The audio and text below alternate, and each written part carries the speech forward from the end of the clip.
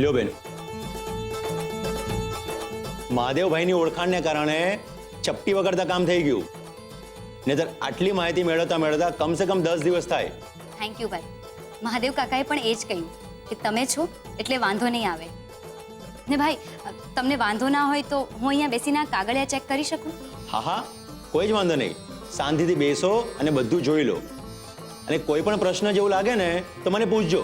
હું બેઠો જ છું ને. બેસો બેસો તમે. ચોક્કસ.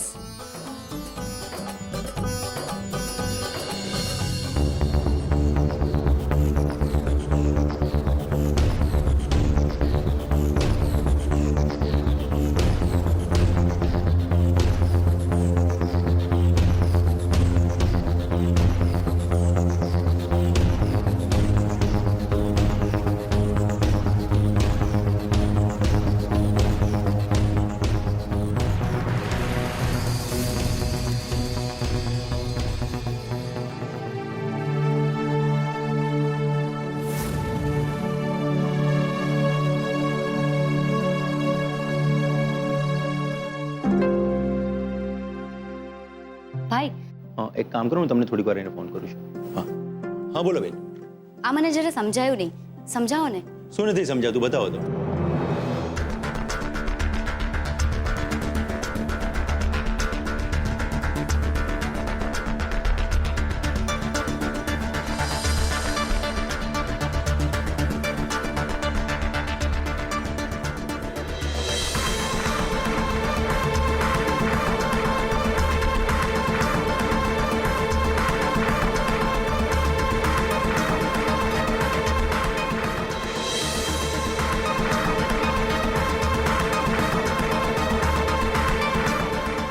એનો અર્થ એ થયો કે અમારી દુકાનની બાજુમાંથી ફ્લાયઓવર જઈ રહ્યો છે અને એને માટે અમારી દુકાન વચમાં પડી રહી હતી. એટલે અમારી દુકાનને હટાવવાનો અથવા તો પાડી દેવાનો હુકમ બહાર પાડવામાં આવ્યો. હા, અને આ બીજા પાનામાં એમ પણ લખેલું છે કે તમારા ઘરની આજુબાજુનો આખો પ્લોટ SS એસોસિએટે ખરીદી લીધો છે.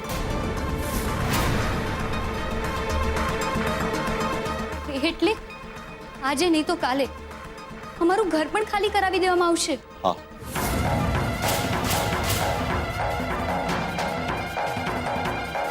લ્યો.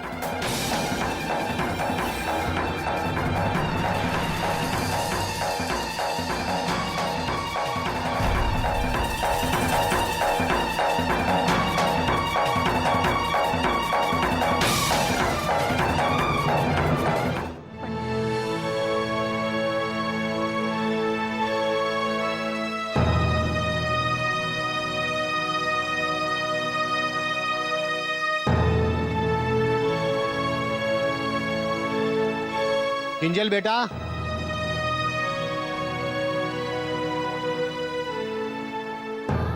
બધી માહિતી મળી ગઈ?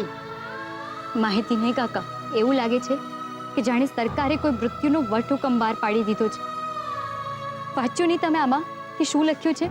હા બેટા, મેં વાંચ્યું, પણ કદાચ એક વાત તારા ધ્યાનમાં નથી આવી કે આ બધી દોડાદોડી કરીને તે જે સ્ટે લીધો એના લીધે સરકારી ચોપડે હવે એ વાતની નોંધ લેવાય છે કે નક્કી કંઈક તો રંધાયું જ છે. પણ એનાથી અમને શું ફાયદો? સરકારની સાંત્વનાથી અમારી દુકાન તો પાછી નથી ચણાઈ જવાની ને. બેટા, એ તો તું કાયદાના દરવાજા ખખડાવીશ ને તો પણ તરત ને તરત તો કંઈ નથી થવાનું. તો તમે શું કહેવા માંગો છો? અમારે હવે કેસ પણ નહીં કરવાનો? ના ના, કેસ તો કરવો જ રહ્યો, કારણ કે તમારા સ્ટેને કારણે સરકારે ફરજિયાત તમને કંઈક ને કંઈક તો વળતર ચૂકવવું જ પડશે. પણ કાકા, નોટિસમાં તો એમ લખ્યું હતું કે અમારી દુકાનના બદલામાં વળતરમાં અમને કંઈ નહીં મળે. હા, તારી વાત સાચી છે, પણ નોટિસમાં એમ લખાયું હતું કે દુકાન ગેરકાયદેસરની છે અને આ તારા કાગળિયા અને સ્ટે પરથી એ વાત સાબિત થઈ ગઈ છે કે દુકાન કાયદેસરની છે. એટલા માટે સરકારી ફ્લાયઓવરના કપાણની સામે સરકારે તમને વળતર ચૂકવવું જ પડશે. પણ મહાદેવ કાકા, આ ફાઇલમાં તો અમારું ઘર ખાલી કરાવવાની વાત પણ લખી છે. કોઈ SS એસોસિએટ્સે ઘરની આસપાસ 2 એકર જગ્યા ખરીદી લીધી છે, એટલે જ આપણે આપણું ઘર પણ ખાલી કરવું પડશે.